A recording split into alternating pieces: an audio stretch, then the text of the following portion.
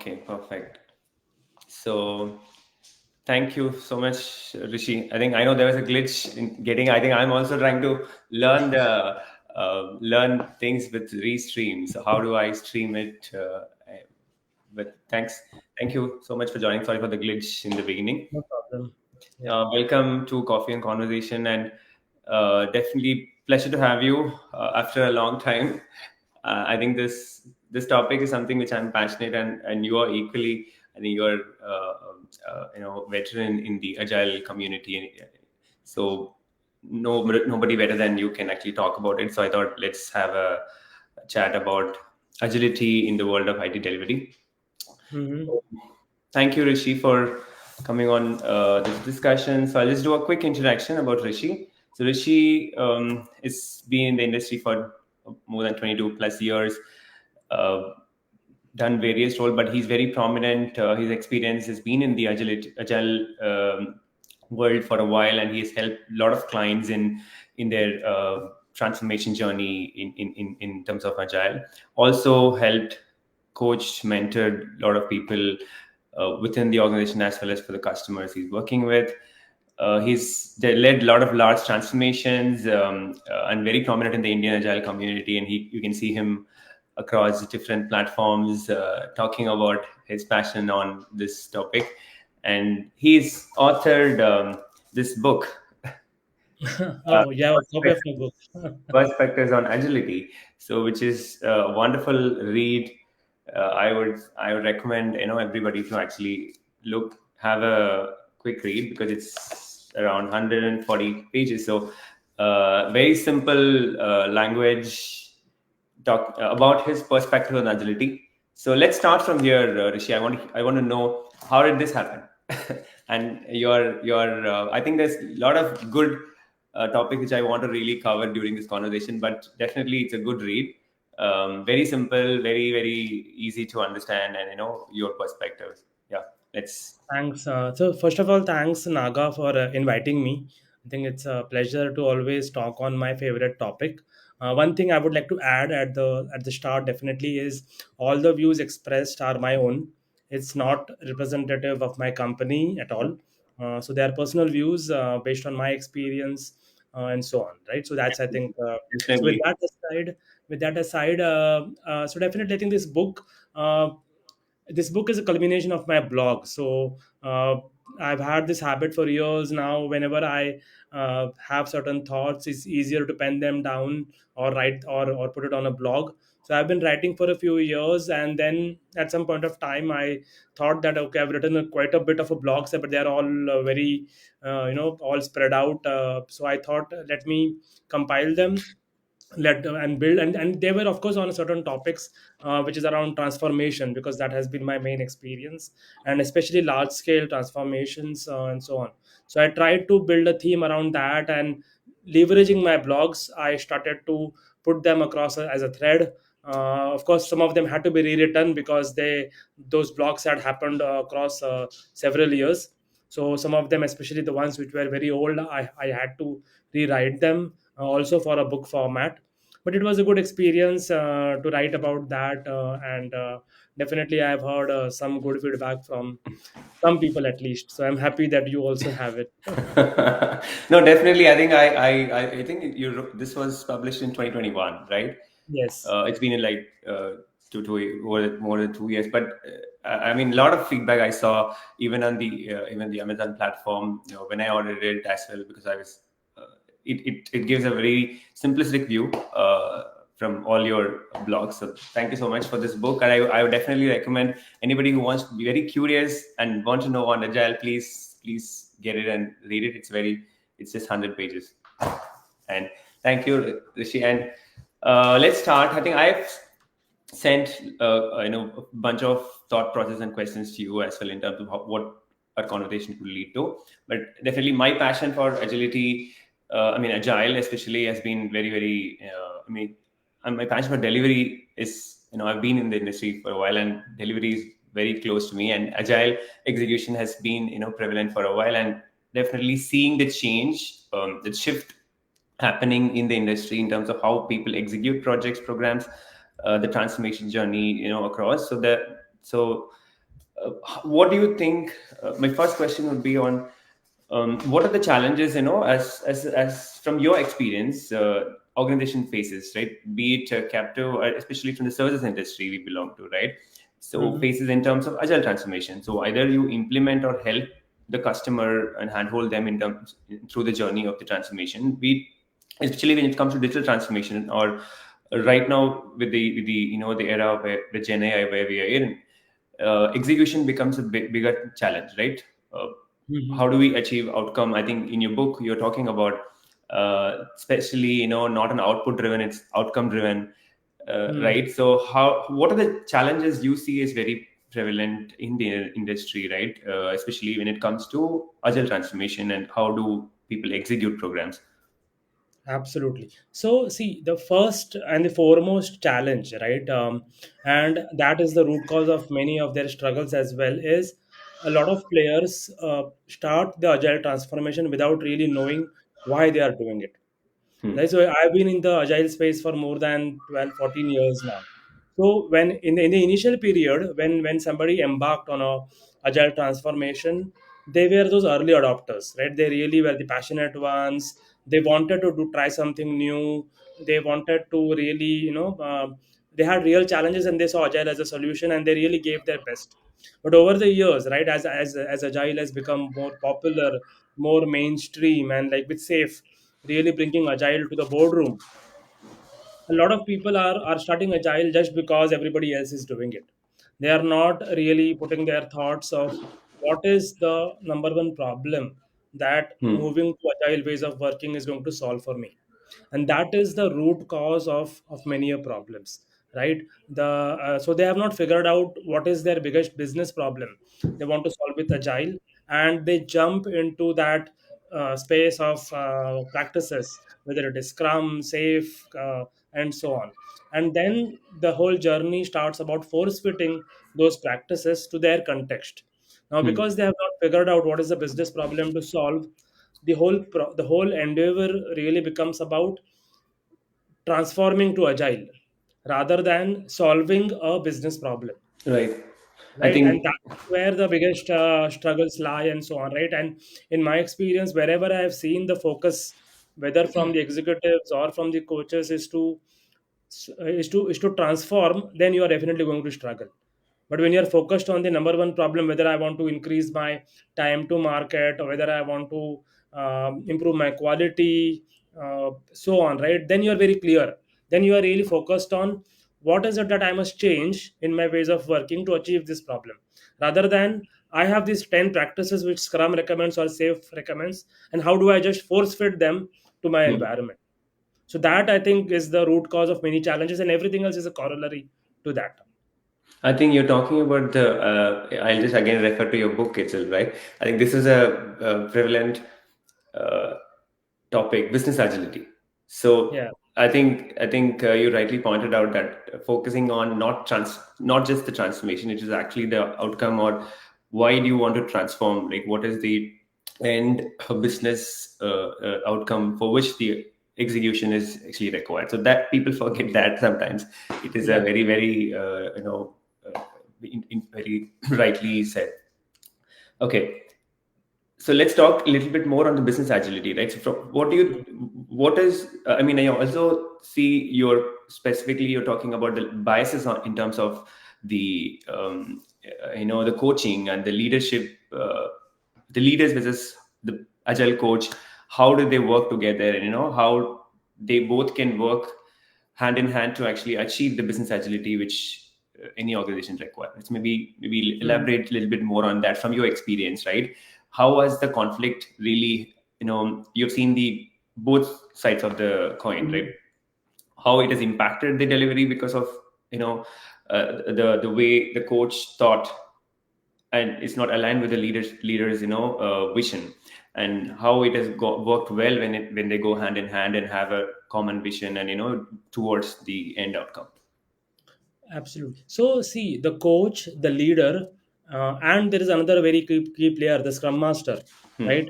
They really form a triad, right? I mean, all these three roles, they may not be just one person, but there are these three roles which are really at the crux of having a successful transformation.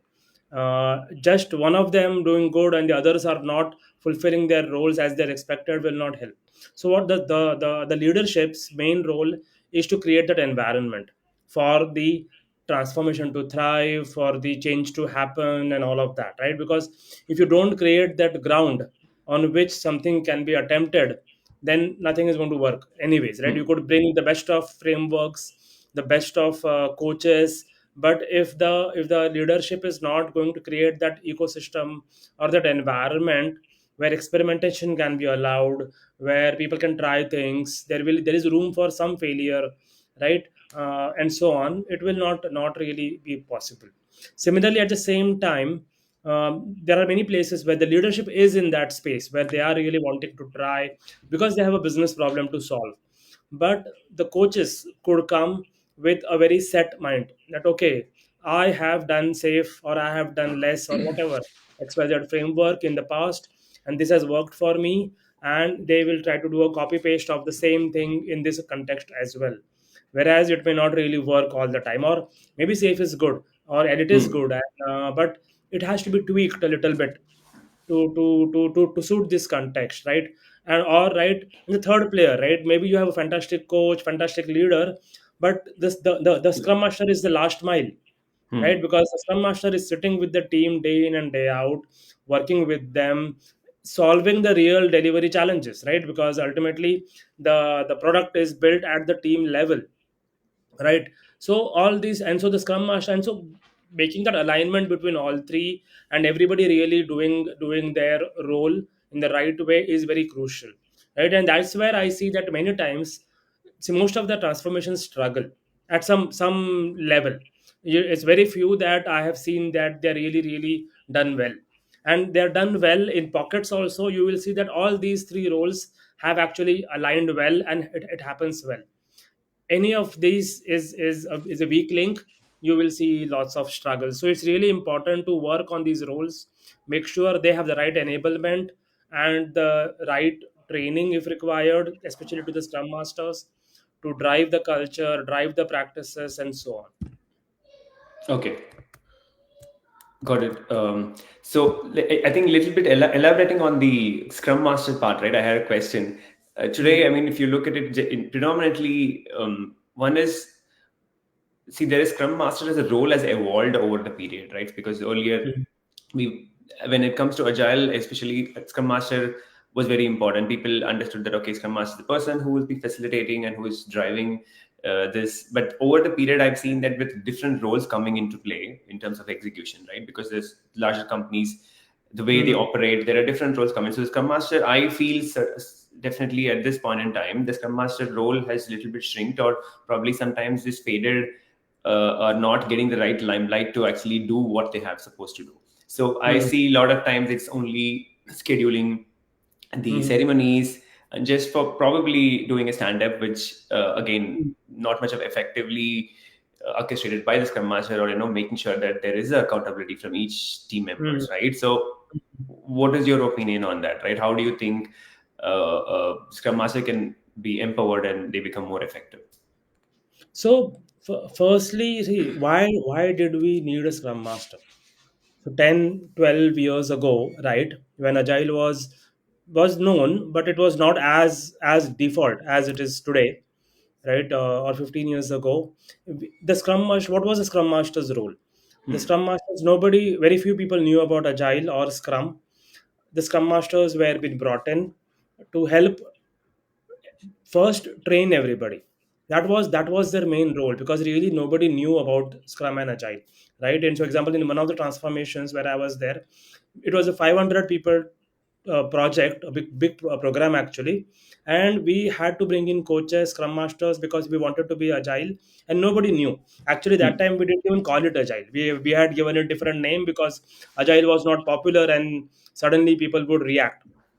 But we brought in these roles, and they started to talk about agile, scrum, talk about agile culture and those kind of things, right? And so that was a lot of their role, right? Because many people were not in, and many, and almost all of the entire 500 people, many of them with 10, 12, 15, 20 years experience, came from very traditional backgrounds, traditional waterfall kind of backgrounds, and so there was a lot of unlearning to be done, lot of learning to be done in terms of practices, in terms of behavioral coaching, and so on. So the work was really cut out for the scrum master Right. and the coaches also. But that was 15 years ago, 10 years ago. Today, you are talking to a workforce which is native agile. Hmm. The developers which are 2 or 3 years in the industry, right? That kind of experience level, or 2 years experience or a 3 year experience, they have never worked in waterfall. Never. They don't know what waterfall is. Okay, so what is there to coach? The only way they know is Scrum. The only way they know is by getting how to solve things is by getting on their daily Scrum call, right? And this is also a, you have to realize, this is also a shift in the generation. These are the Gen Zs, these are the millennials. They are already very active communicators. They will reach out, they are very active on the Teams kind of channels, or whatever, Skype or whatever you have in your, or Slack in your company. They reach out, they solve problems in a very different way compared to the previous generations, right? We are still were trying to get them to a sprint planning and a daily Scrum meeting when they have already talked. By the way, if you interact with some of these Gen Z's people, they don't Hmm. wait. Hmm. They don't really wait for that morning meeting to happen to report a problem. They will just reach out. If they really are so serious about that problem, they will reach out. So we're talking to a different generation, very native agile, and even a lot of the leaders, manager level people, team leads, and those kind of people, tech leads, they have been in the agile space for some time, right? So which means a lot of training, behavioral coaching, etc., has been done, either done, or there are people who don't need it. So in that case, the Scrum Master's bandwidth is quite available, right? Now, it is not to say that everybody is really magically agile and all of that. No, but if there are blind spots where people are really not agile, the Scrum Master is and for example, a tech lead who is in a beaten agile project for 5 years, 10 years, and still not really build that culture. Suddenly, it is not going to happen that a new Scrum Master will be able to come and influence this person. That is a very difficult. These are the laggards, these are the late adopters, and all of that, right? So it's not everybody's cup of tea to change such kind of people, and which means Scrum Masters bandwidth is not available, and that's one of the reasons which I see people are pushing them into other things, because then it is also about optimization, performance, and so many things. But okay, I cannot have a role which is free most of the day when there is no training to be done. Okay, if you, and But also a lot, what? yeah, sorry. Sorry, no, but sorry to interject. But do you think that uh, the way we look at Scrum Master has changed, or the X skills needs to be a little bit different from what they have traditionally So used to the be? skills. So what is the industry looking now for? So there will always be need for Scrum Masters, Agile coaches. That role sometimes is interchangeable. Basically, let's say there is always need for people who will want to, whom we want to transform a project, or really coach on the agile behavioral part of it, right? But that volume is going down, right? Mainly because yes, the generation has changed. Second, also because a lot of the bigger players have already been running these transformations for several years, right? And transformation programs cannot be going on for 10 years and 12 years, right? So that at some point of time, you have to say that the transformation is done, or at least at an advanced stage. And that's where a lot of these enterprises are. Whether the 100% done or not, whether the organization has really matured or not, it's a different story. But it's almost impossible, if you have been in that executive space, to go and convince your executives that I am running my transformation for the past 5 years and I'm still just starting. It simply does not work that way, right? And then right, a lot of questioning will happen, and so on. And so while still there is a need for agile coaches, scrum masters to do this, and it's very difficult to do that behavioral coaching. The volume that is required now, right? The numbers of scrum masters, agile coaches who are required purely for coaching roles has gone down, or is going down, and it will go down in the future. But and so the scrum master role has to evolve, which means, see, they still can do will contribute very well to building a high performing team, right? But it does not mean that Scrum Master's only role is to build that high performing team. They will Hmm. also have to get active into delivery, work actively with the team on some technology space, because the team needs all of that also. The team just does not need a coach, right? And okay, it could be that the team needs a coach, but then it could be that I would rather have a coach for 5 teams rather than, out of 7 people, one person is a coach, Hmm. right? That economics simply does not work. And that, I think, the economics is playing a big factor in many things, right? That's also one of the angles. So we're saying that we can try to, one is probably have a skilled person who can actually play that role and also manage the program. So right now, lot of requests which is more aligned towards One of having the a. things, right? Sorry Hmm. to interrupt. One of the things we have to remember always is Scrum Master is a role. Yeah. What we have linked it often incorrectly is to a position, which Hmm. means out of the 7 people in my team, I need to have one position as a Scrum Master, which is not correct. Hmm. Definitely, you need to have a role The in role. the team of a Scrum Master, which means somebody needs to wear that hat, where they are objectively coaching the team, objectively looking at ways to improve the performance and all of that. But it does not have to be a full time position. It is a role which somebody plays, and they Hmm. could be playing other roles as well, basically. Hmm. Right? But yes, that role is important. That position, I am not very sure. Okay. I think the one more. I think the other question which I have on this is, right. Whenever if you look at an agile execution, I mean, or the customers or the clients are looking at, even if, whether it's in their organization or probably the request comes is more of, okay, we are to go 2 week sprint or 3 week sprint, whatever is the sprinting. But I don't Hmm. see uh, choosing the right framework. It's also something which I see it is not happening, because most of the time it's very inclined that, I start with just sprint. Hmm. Yes, of course, that is Scrum. Is the framework which is very very common in terms of agile way of working. But I think there are other, frameworks like Kanban, so we can look at Lean, so, or XP. So I don't, I'm not saying that we have to force fit the all the frameworks what is existing, but at least a combination of looking at it. Say, can we just start with Kanban, or then move to Scrum or a Scrum Ban? It depends on the type of work what we're doing, or the nature of requirements which is flowing, or the organization setup. So I don't know, I don't think there is a constant effort and which is happening in terms of choosing that framework, because naturally it tends to go with Scrum. So what is your opinion on that? So my opinion is, see, especially for somebody who is just starting, Hmm. right, and the organization is very new to agile, the people are still new to the whole thing.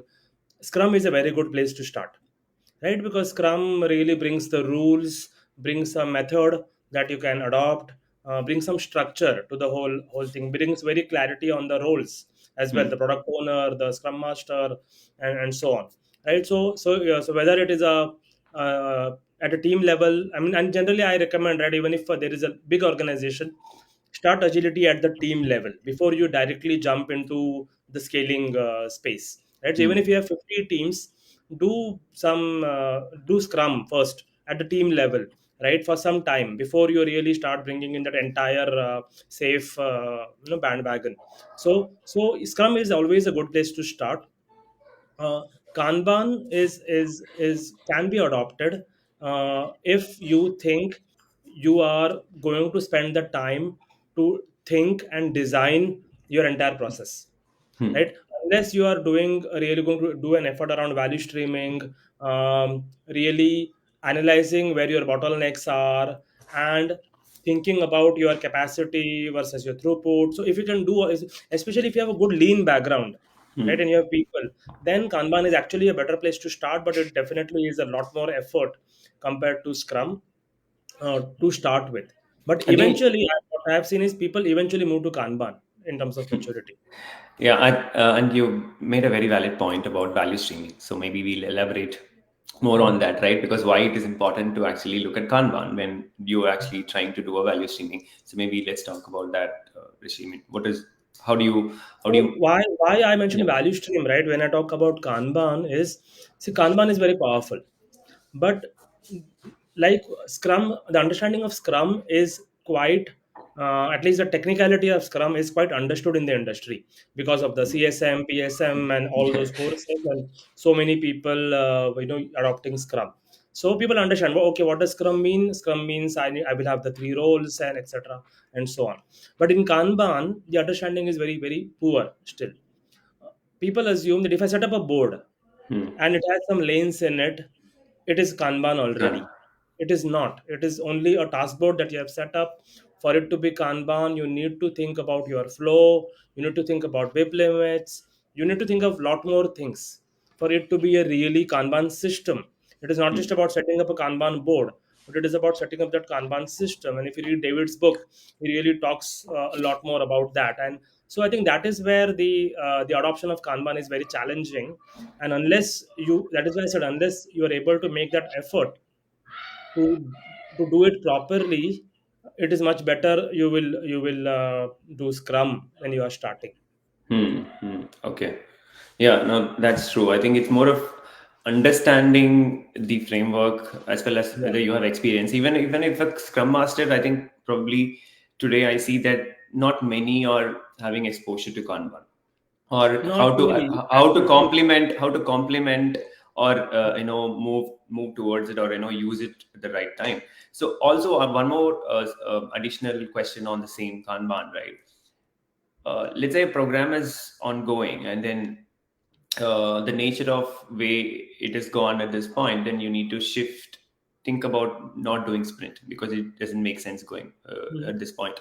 So how do you make that shift from, again, one is the challenge is to actually the logistics challenge from setting a board or Yeah. moving the story. So those things are always going to be there. But then the mind shift to make people understand, or as a group, that hey, for us, I don't think the Scrum way of working, the sprinting is really helping. So let's do a shift. So when do you think that that has to happen, and how do you think we can influence that?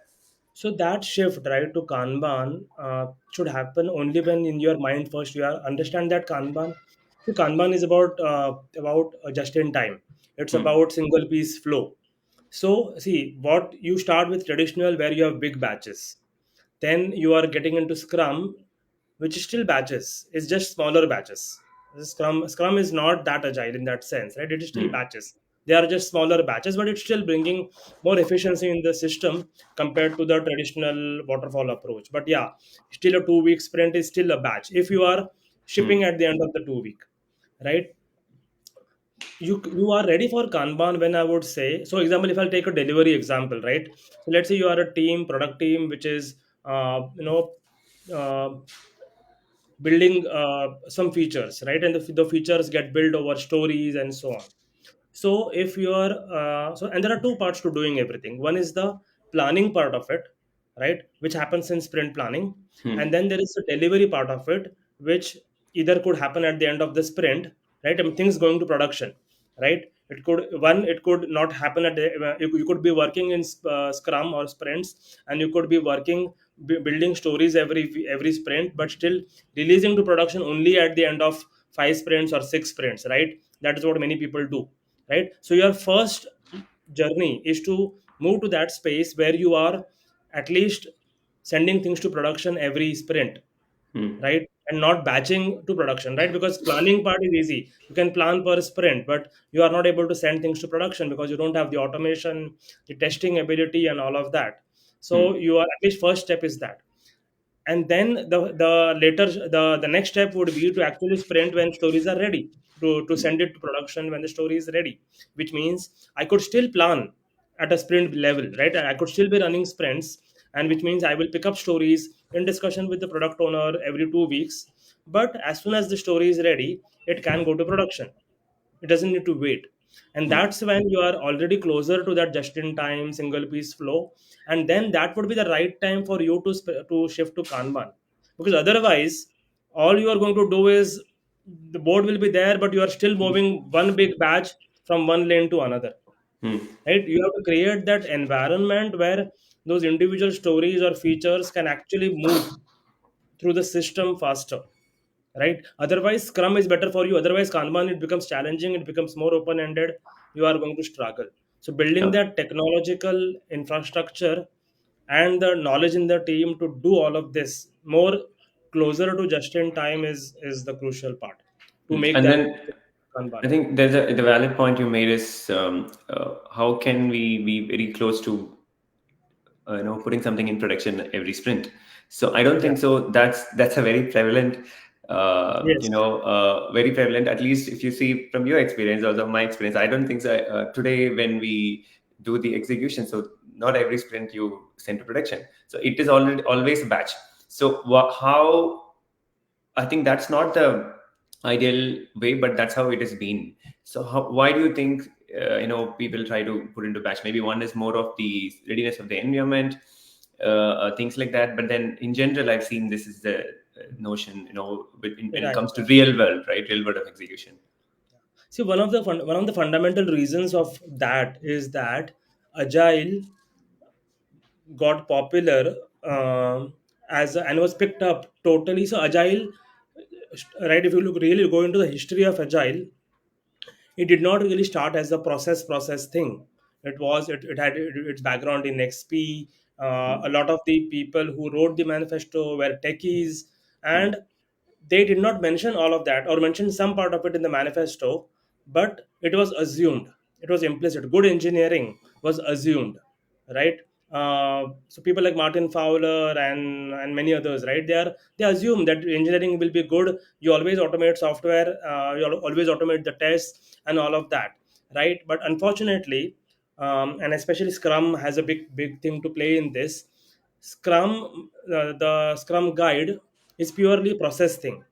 It does not really talk about technology at all, and Hmm. people associated agile is Scrum, and that's where everybody started to implement the process without building the engineering infrastructure or the knowledge Hmm. to build real agility, right? And that's where you know how to run it as a process, but you don't know how to ship to All right. production, Yeah. right? And that's the and that gap continues, Hmm. because again the investments in infra is still easy, but building that knowledge is not trivial, right? And that kind of attitude where I want to ship things faster, and so on, is not yet there.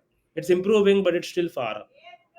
So I think there's a when we look at this whole deploying to production every sprint, then I think I definitely want you to talk about the DevOps. So DevOps as a philosophy, and also DevOps technology, right? So Mm. there is two things which two I mean, at least from my understanding, that that's a way, but people tend to associate DevOps only to the tooling part of it, like Azure Mhm. DevOps or probably the GitHub, where you Mhm. do CI/CD. But then there's a much more philosophy around DevOps, right? So I think that's when the whole gap comes in terms of how do we quickly ship to production. When you, instead of just keeping it batches and trying to Yeah. again do a waterfall inside the Scrum.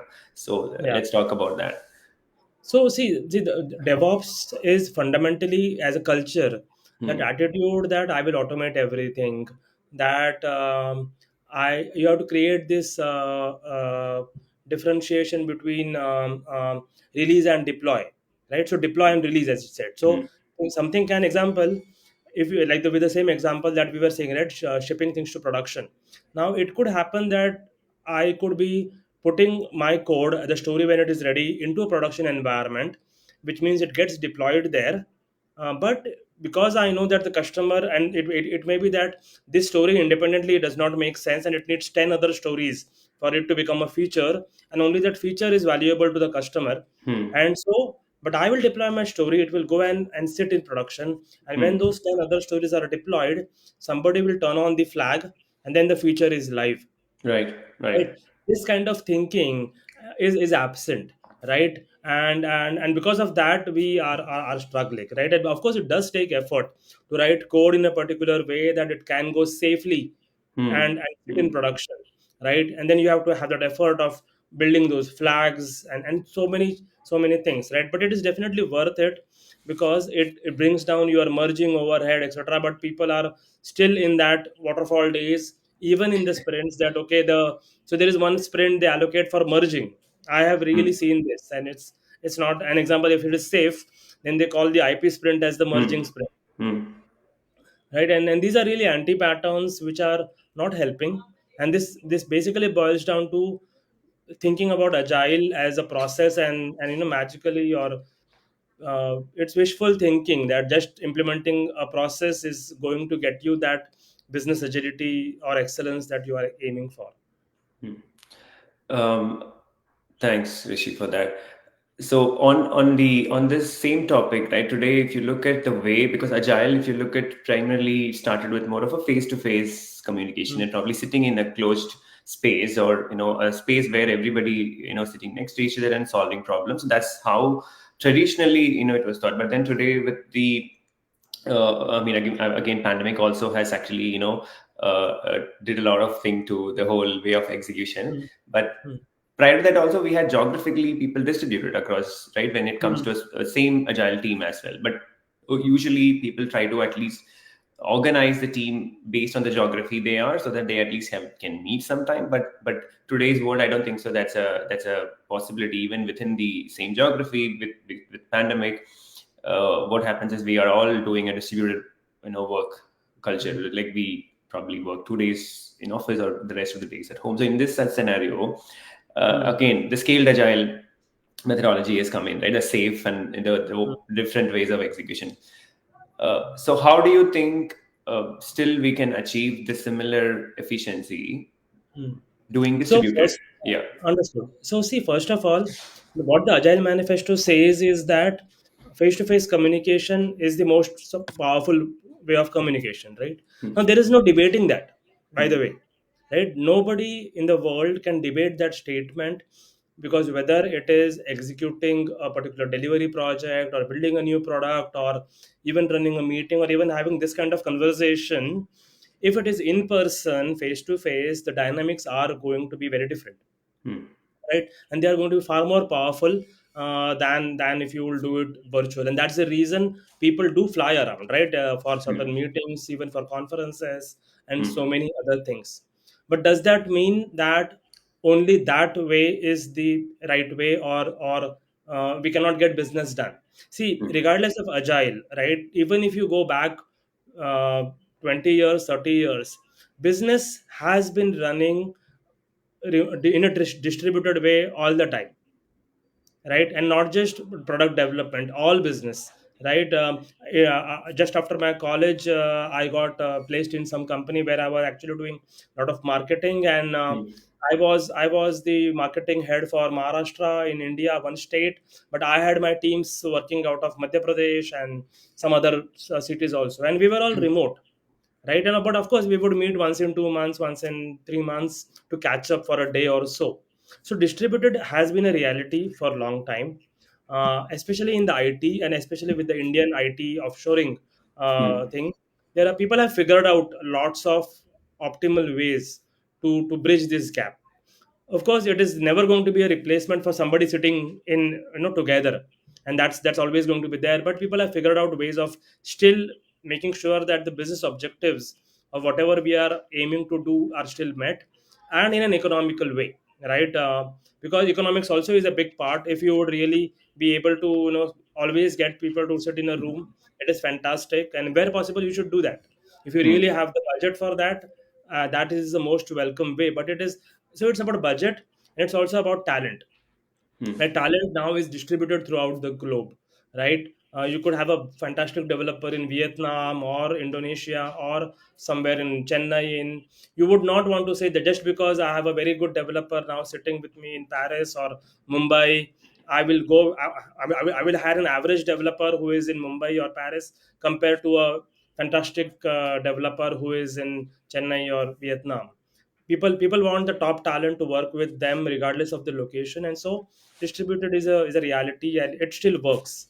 But of course, and you can always bring people together for short periods, and that really elevates the whole experience. But then the I think the whole PI increment PI planning.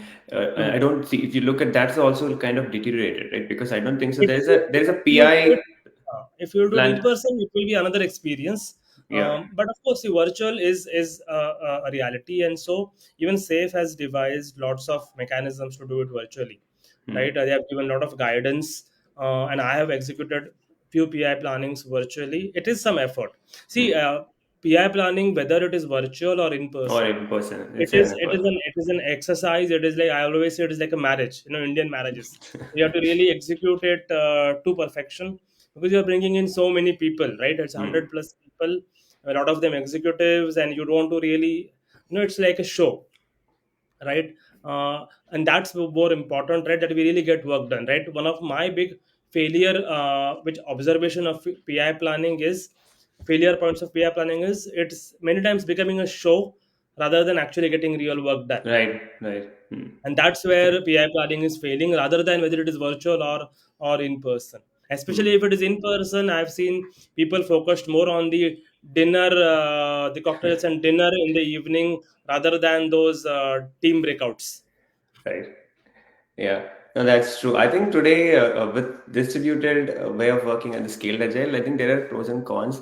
But I Yeah, think you have to choose the, you choose what works and try to focus on the I mean, objective clearly. yeah, Then the rest, right? That's very important. Cool. definitely. Okay, let's. Then the very important point which I wanted to talk about is on the metrics. So Mhm. traditionally, when Agile started, velocity was like a bigger, metric. People talked about, hey, we have to improve velocity, Mhm. and then most of the time, even till today, velocity is one of the measurement which I see pretty much every Scrum Master talks about it by every sprint. But and then the other thing which I pretty much see at all the time is burn down.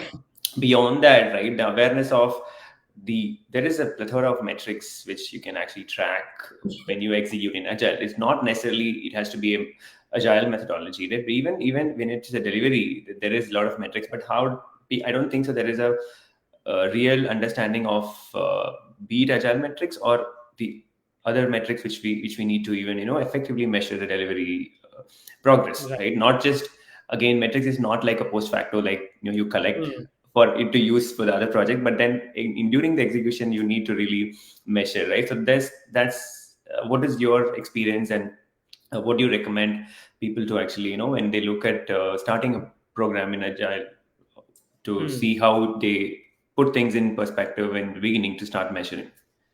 So definitely, I think, see, when especially when people are starting with agile, a couple of metrics, right, are really fundamental, because and they are universal. The tools will allow you to measure them, Hmm. like velocity, cycle time, right. Those are, I think these two are of course the burn down charts, etc. You will still get. So those, I think, those basic metrics, right, which I would say, if you are using something like a Jira or a Azure boards, you will get them by default. And so those definitely, you, without any additional effort from you, you will get them by default, and that is really useful, and you should track them. But one more thing, right, and since there are a plethora of metrics, as you mentioned, right, it's very important to get those metrics right. So, and one approach which I have been using a lot, and I learned it in some conference once in the US, was is called as ODIM. I Hmm. don't recollect the author or the person who used that, but it's called ODIM. Is saying, okay, O stands for the outcomes. What are the outcomes you want to drive? To drive those outcomes, the D is what decisions you need to make, Hmm. right? And to take those decisions, what is the information you need? And for that information, what are the measurements or metrics that you need to capture? Hmm. Hmm. That clarity you need to develop. Hmm. Once you are putting through that okay, this is my outcome, then you are actually building a correlation between the outcome that you are drawing and the measurement that you are making.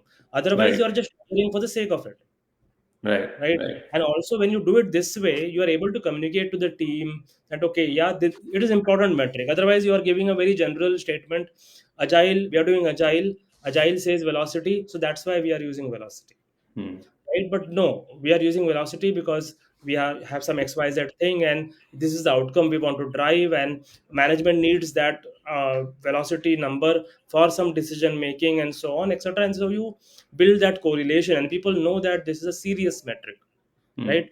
That using the odin framework, you can pin down on few metrics and write 3 4 5 at max at the start.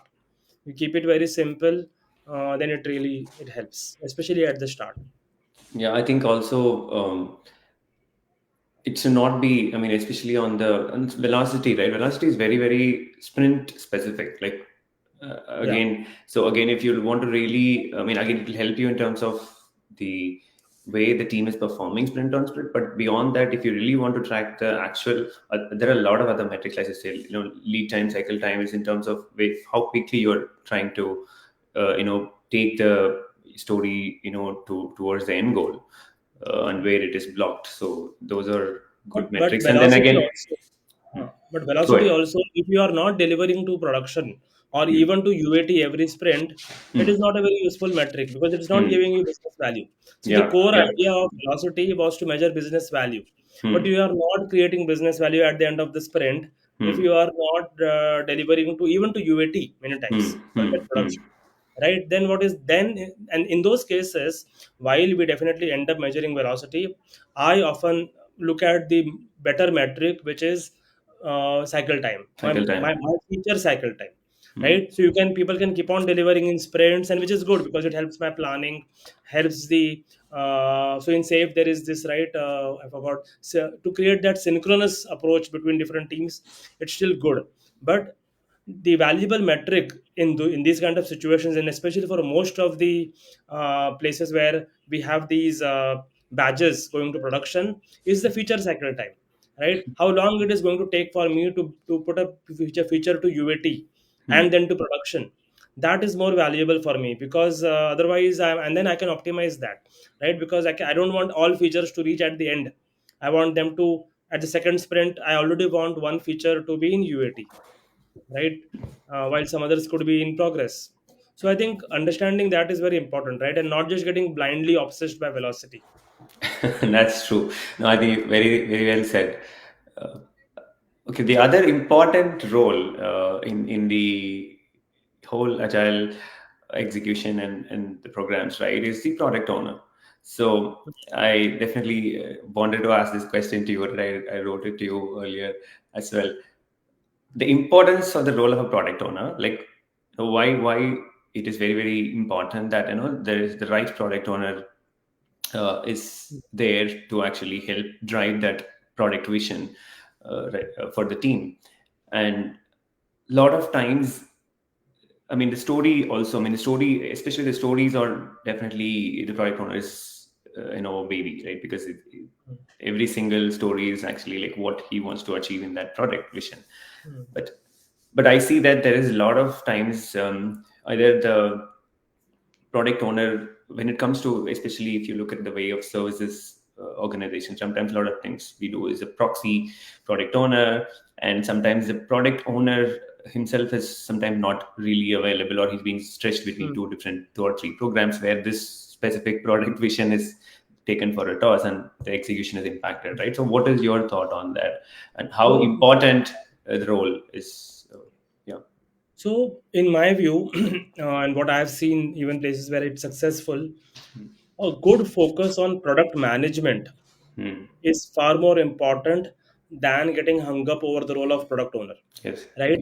So if it is a small startup, and I'll give you that, if it is a small startup, right, of Hmm. 10 people, 20 people, then there is a person in that startup, often the CEO or somebody else, CTO, who is already very passionate about the product, having sleepless night over the product features that they should be building, and they're really having their thought process clear that this is what I want to build, etc. And then they come in the morning, they talk to the development team, okay, let's build this, let's build that. Like, I have a friend who is a startup owner in Mumbai, so he has sleepless nights. He will call me sometime, I have this fancy idea, and then we will discuss, and then he will talk about it to his team also.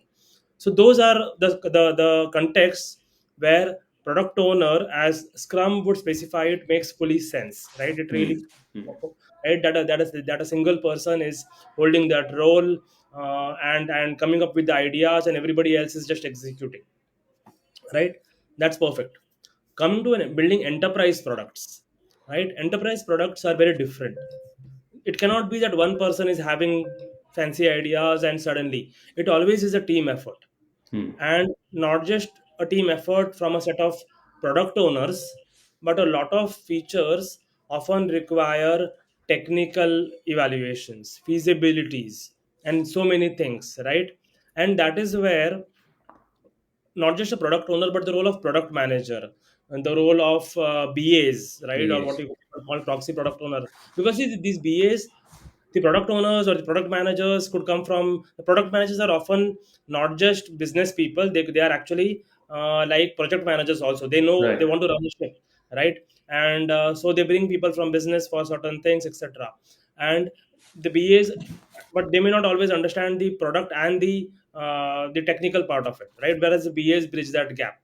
Hmm. So a lot more people are needed to get that vision, to get that product management thought process and prioritization and all of that stuff, right, which is about product management, right, than just a single role. And that is where this orchestration between this group, right, product management group, is very important. And whether we call it a product owner or a proxy product owner Hmm. or a product manager is secondary.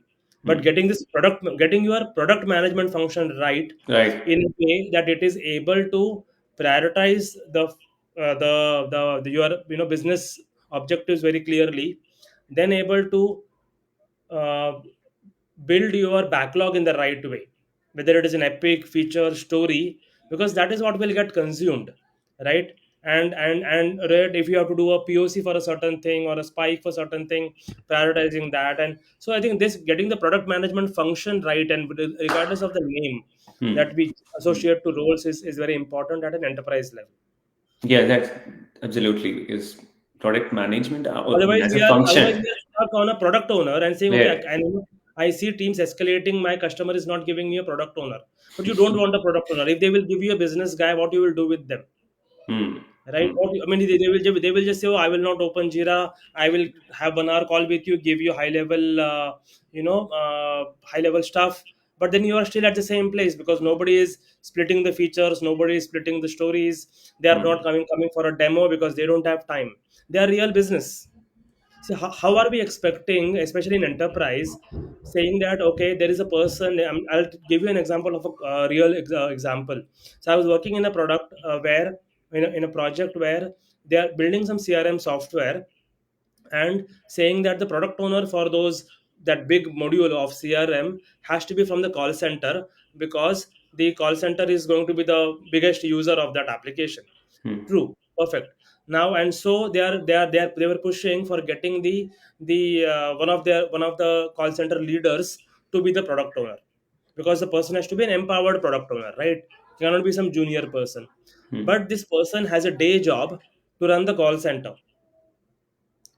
How are we expecting him or her to give a lot of time to software development when their day job is to run the actual business, Hmm. right? So it cannot be. They will need that help either from a proxy product owner or a BA or Hmm. from some product management group to run that. They should still be involved, but you cannot call them product owner. They will not be. It's simply not going to work. This person is can be definitely part of the group, but expecting him to come on a daily scrum call or a Yeah. weekly demo is simply not going to work. It's not practical often That, that's for true. large products. Yeah. No, I think I absolutely agree with you, right? Because product management as a function is definitely important for an enterprise. But then, as long as they actually, at least there is an understanding and awareness of that and involvement in We the need to do the execution. Yeah. Yeah. right scaling, right? So, example, in this particular context, what we were doing is we had some other junior business people who were attending the daily scrum sometimes, and these people were in constant touch with the leader also, right? Attending the demos as well, and then even that leader was involved. Of course, they cannot be involved on a daily basis, but we used to do a big demo to this leader once in two sprints, and he Hmm. would happily come for that, spend 1 hour, have those detailed discussions, give feedback. So the involvement was there, but in a different role, in a different capacity. Okay. So getting the involvement of business is very crucial in the right way. Yeah. One more. important aspect to this whole execution is, right, the demo. The lot of times the understanding of the one is there is an end vision of how it has to work, but I'm Hmm. trying to chunk there. I'm trying to deliver it in smaller chunks, or pieces Hmm. of work. But then there is always a conflict which comes in terms of, hey, this is not the uh, end product which I'm looking at, right? When you do demo, but actually it is not the end product. It is actually an iterative version of what you would see at the end. So how have you seen from your experience in terms of managing that gap? So one is, if we are really bringing business people to these Hmm. intermediate demos, right? We have to set very clear expectations. See, they are general users many times, right? And they are Hmm. not really used to software development. And they come from a traditional waterfall. So before Hmm. Agile came in, business used to come at the end of UAT. After, right, testers have already tested the system, and the system is now ready for business UAT. So they Hmm. are used to that culture. So the first time they see a screen and they see it half baked, they are going to panic. So that expectation setting is very crucial, right? And explaining them the whole process, and so on, right? That is one way to do that, and you should do that. And again, not getting everybody for those intermediate demos, right? It's a challenge, especially senior stakeholders. So that is one way. Another way you could, right, another they do is that, in one case I have done is, from the client side, for the intermediate demos we got some of the technical people to come and have a look, right? Okay, they are not the business fully, but it was more of the IT, and still it is better. And then the business people were coming after once a month, Hmm. when we have something you know worthwhile to show, which it will make sense to them, and so on. So there are Hmm. different ways, either sensitizing them, and though I definitely encourage always to sensitize business and bring them as early as you can, so Hmm. that if there are surprises we will know much earlier. But you have to look at the context. Sometimes the business is not ready, right? They are not Hmm. yet at their mindset level to accept that half baked thing. So then you have to wait for at least a month, 2 month, whatever is your cycle, to get a feature ready. Right. No, that's true. I think one more additional question to that is writing of stories, right? So again, there is a lot of always I've seen in the programs which I've managed and executed. There's always people complain on the ground that, hey, the story is not right, right? It is not rightly done. Sometimes I've seen a developer putting their details to it, or stories, or the technical person writing stories. Yes, there is always it's contextual based on the kind of program you're executing. Let's say if it's very Mm, technical oriented, probably you may have to have that blend of a technical information plus what is the end goal of that project mm, is. But there is always a debate on who has to write the stories, right? Sometimes I've seen Scrum Master mm, also, I mean, taking definitely facilitating on that front with because the product owner mm. typically not having the bandwidth. So, what is your take on that, right? How from your So my experience? take on that is, see, first of all, I think one, story is, I'm very old school agile in that, right? That story is a throwaway object, Hmm. first of all. So I started my agile journey when the Jiras and the Azure boards were not there. So Not we there. used to use our post-it, a very Hmm. simple Yes. post-it. It was actually in person or even on a video call, but our stories were written in on post-its mainly, right? And story was a throwaway object because that was how we built it, right? The Hmm. details. But what was documented, it was not a documentation object, by the way, right? Not nothing. What was documented, and we used to really make sure that it is documented right, is the feature level Hmm. or something higher level, right? Yes, that needs some elaboration, that needs clarity, that needs some sign off, that okay, Hmm. this is what I need to build, etc. And we keep it at that level. The level below that, right, which is actually the development level, it was like a discussion, and people would just build it, and if it is required writing on that post-it, anybody could write it. There was not thing like, oh, PO should write it, this person, that person. It's a discussion happening, and Hmm. whoever is in the good mood that day would write it, or it was on round robin. And so I think that should continue, right? Because otherwise what we're turning user stories into requirements. They are no longer user stories. If we are going to put a process around the whole user story management, then Hmm. we are because we are not letting, see, agile is fundamentally about conversations, Hmm. and those conversations must happen at the story level. See, Yeah. feature level is where you decide, okay, this is what I want to build, but how do you build that, what are the nuances, all of Hmm. that. If the moment you start to note it down in a story, it's going to go at a very detailed level, and Hmm. that's why that is one of the big time wasters and pain points for many teams. Hmm. Instead of that, whenever I have encouraged teams to really even in very client supplier kind of context, that forget the story, whatever contractual thing we have to do, we can do it at the feature level, right? And let story be the level at which conversations happen, right? If needed, everybody get on a call, discuss about it, and we build something intermediate, and then we show it tomorrow again to everybody, and then continue building it. See, I think then otherwise we're getting into a rabbit hole, which is really not helping. People are spending Hmm. a lot more time on documentation in agile before like compared to waterfall. Yeah, I think it is against that. Again, the manifesto talks about it, but there is a lot of misconception on that, right? How Yeah, you interpret that manifesto as well. But especially when you brought a very good point in terms of we do a feature level, it has to be tracked, but then uh, definitely on the acceptance criteria or a definition of done or a definition of ready. The definition of ready is more for the developer standpoint, but the definition of done or an acceptance criteria for you to say that this is the story or the feature is actually delivered or completed. So how do you I mean, I've seen a lot of very stale acceptance criteria or definition of done, which is not we're not able to even measure it. So yeah. how has been See, your that is because your experience on story that? is not adding value. If Hmm. your story adds business value, it is going to be very easy to write an acceptance criteria, right? Whether you use a given when then format or Hmm. something else or whatever, right? But if your story does not add business value, it only creates two tables or it only adds three buttons, there is nothing to accept, Hmm. right? And definitely then the struggle is there to add an acceptance criteria also, right? So that is where I think uh, and if that is, and see, it could be that that is the case in your case, right? Because you are working in a domain where, see, example, when we are doing now these lots of Gen AI projects or lots of data projects, it's not going to happen that suddenly every small story is going to create business value. Business value. Not practical also, right? Because the nature of the data is there is no iteration. You have to work on the full data. Hmm. Cannot say I will work on 10% data, because the results from a 10% data are going to be different than the results from a 60% data, right? And so on. So these things are different. So what you have to do is you have to decide what is the level at which acceptance criteria is making sense in my context.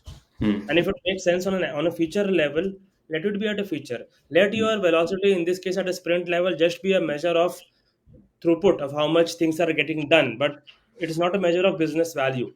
Your measure of business value is still that feature, which is going to happen once in two sprints or five sprints or whatever is your feature cycle time. Right. So measuring productivity is one thing and business value is another thing. So you need to know that which is where I am measuring what, and the acceptance criteria only comes at that point, at that level where you are measuring business value, not task management. Yeah, yeah, yeah. I think most of the time it becomes more of task management and just organizing around that, but not really looking at the business value. Again, the business value delivery, right? That is really missing in terms of the execution at Yeah. this. At these, I've seen it multiple times because not really mapping the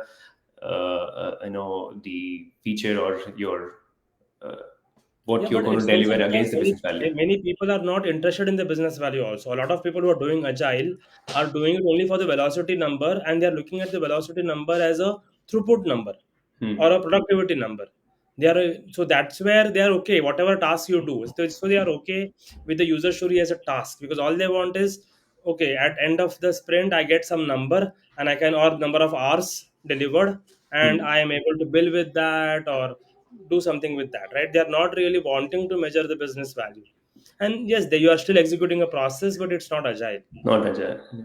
I think you're also talking about the mindset of process mindset and practices Yeah, in your yeah, one of your chapter, right?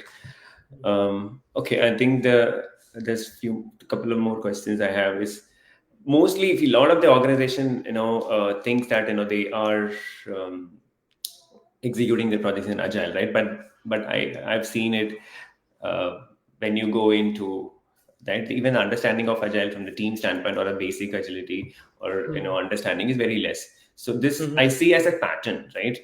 Hmm. But there is an agile COE, there is a, people who are really, experienced. But individually, yes, of course, there is an agile understanding, but when it comes to really execution from enterprise level, I see that it's very, very less. So why do you think is that?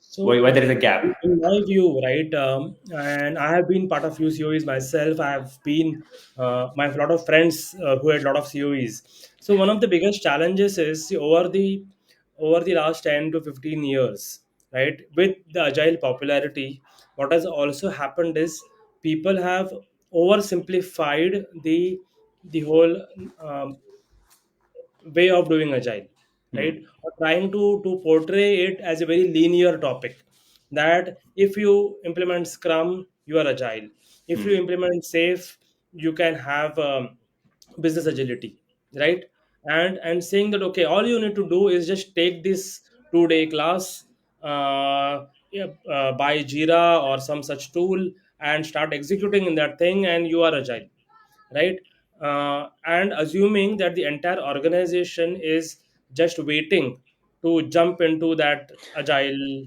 thing, whereas and this whole message around that, and it was there in the early days of agile, that Hmm. it is a complex world. It is not even used. For example, in my early days of agile we used to show this Canevin diagram, right, Hmm. from Dave Snowden, where it is simple, where the world is simple, complicated, complex, and so on. Many of the scrum masters don't understand that The also. VUCA world. The VUCA board, they have not seen those diagrams, right? Yeah. Because they are operating in a space where somebody told them it should just be Scrum. Scrum is working and all of that. And Hmm. that's where the world is complex, and that appreciation is not there, and that's where and we are trying to force fit a linear solution on a complex ecosystem, and that's where things are failing, because we are not solving business problem, right, at the start of our conversation. We are not solving business problem, we are trying to push agile, Yes. and that is the fundamental why a lot of COEs are struggling. A lot of organizations are also not really got the benefit that potentially could come with agile, because Hmm. this fundamental understanding is absent on the whole complex nature of the ecosystem. True. I think you're right. I think I see that very evidently. But again, it's a long way to go. The gap is really big. Yeah, There is a it's lot very of. big, and so I think also if you read Jeff Sutherland, he started to talk about it. Even I have Hmm. been researching for a couple of years and so on. So Jeff also started to talk about it now, that the Scrum Master, Agile, the whole ecosystem's understanding of complexity is very Hmm. poor, Yes. right? Complex adaptive systems, right? These are complex adaptive systems, and there are certain ways you can influence them. There is something which is called as a wicked problem, where you try to Hmm. solve the problem and the solution could complicate the problem more. And that is what is happening with agile COEs, by the way. You set Hmm. up the agile COE to solve some of your business problems, but they are creating problems of their own. Sometimes the organizations are moving backward, by the way, Yeah. after they have started implementing agile, right? They were able to deliver at least once in 6 months. Now they are not, because they are struggling in the process. Yeah. I think it's that, biases which you have also mentioned, right? In terms of how do we overcome that, and also not just bias, but how do we overcome this? Either you not oversimplify, nor you complicate it with lot Hmm. of process. Putting context, right? Yeah. Context is most important. Hmm. Without that, it is not going to work. Yeah, I think, I have one last question. Is on, since you talked about that in the previous answer, is the tools. So, Hmm. how important? I know that from post-it world, we've worked and moved to a lot of different tools, from Jira, ServiceNow, and Azure DevOps. There's a lot of different tools to actually right now, execute projects, especially in Hmm. Agile. But what do you think is a? I mean, why do you think tooling is important? One is, of course, to get the efficiency, but then beyond that, choosing the right tool from an execution standpoint. Why do you think it's important? So if I'm just a startup of 10 Hmm. people, I don't need a tool. Hmm. Okay. But so you can definitely do very good delivery without a tool if you are just a small group, even if it is distributed, by the way. You could all just Hmm. pick up a call and discuss. And that's what happens in many cases. I've worked in Hmm. groups, even in waterfall days, where we didn't really bother about project plan. We would Yeah. just call each other, and that's how it was. But if you are working in an enterprise setup, Hmm. where there are little bit more people, they are distributed, then having some kind of a mechanism which allows you to collaborate, which allows you to see progress, is really helpful. Now definitely we need those tools.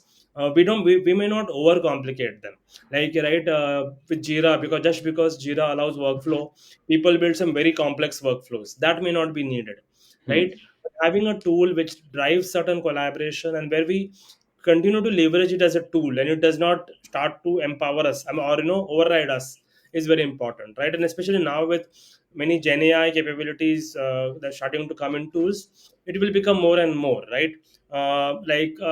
Right now a developer needs to put his status, but maybe going forward, it will automatically go in, right? Or at the end of Hmm. the day, the Gen AI system could ask you, okay, Yes. what's the status for today? You talk about it, and all your It's Jira boards are gonna updated, transcribe. is going to update for you, right? So there is going to be a lot more advancements. So tools are going to be there. The nature of the tools is going to change from a whiteboard and post-it, which were also tools. We Hmm. have come to these digital tools, and we are going towards a world, a future, where even the tools will be different, right? Like you have seen that human phone, right? Which is not even a phone, it's Yeah. just a button kind of a thing, right? So the tools also are evolving, and they are very much needed, I think. But yeah, we have to know the right way to leverage them. Right. Good. I think I have exhausted. I think all my questions, and at least most. Not. I mean, it's a. We can continue to discuss on every single topic in Agile, right? It will go for another 1 hour for sure. But Yeah. I specifically picked up very important questions, which is good to know, right? Thank you so much. I think it's been a pleasure talking to you and talking about Agile. And thanks for joining. And definitely, let's keep connecting. And maybe I think you're very prominent in the Agile community, but I am trying. I'm following to understand like, what is happening on that world from you in terms of whenever you put updating the post or talking about it in any of the forums. So yeah, please Sure. continue doing that, and lot to learn from you. Thank you so much, Rishi, for joining. Thank you for inviting me. It was a pleasure.